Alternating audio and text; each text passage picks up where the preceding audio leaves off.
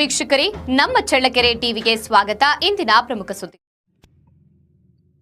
ಚಿತ್ರದುರ್ಗ ಜಿಲ್ಲೆಯ ಜೀವನಾಡಿಯಾದ ಭದ್ರಾ ಮೇಲ್ದಂಡೆ ಯೋಜನೆಯ ಕಾಮಗಾರಿ ಕಳೆದ 25 ವರ್ಷಗಳಿಂದ ಯೋಜನೆ ರಾಜಕಾರಣಿಗಳ ಇಚ್ಛಾಶಕ್ತಿ ಕೊರತೆಯಿಂದ ನಲುಗುತ್ತಿದೆ. ರೈತರ ಕೃಷಿ ಭೂಮಿಗಳಿಗೆ ನೀರು ಬಿಡದೆ ನಮ್ಮನ್ನ ಆಳುವ ಸರ್ಕಾರಗಳು ನಿರ್ಲಕ್ಷ್ಯ ಮಾಡುತ್ತಿವೆ ಎಂದು ಕರ್ನಾಟಕ ರಾಜ್ಯ ರೈತ ಸಂಘ ಹಾಗೂ ಹಸಿರು ಸೇನೆ ಚಳ್ಳಕೆರೆ ಶಾಖೆಯ ರಾಜ್ಯ ಕಾರ್ಯದರ್ಶಿ ಬೇಡರೆಡ್ಡಿಹಳ್ಳಿ ಬಸವರೆಡ್ಡಿ ಮನವಿ ಸಲ್ಲಿಸಿ ಆಕ್ರೋಶ ವ್ಯಕ್ತಪಡಿಸಿದ್ದಾರೆ.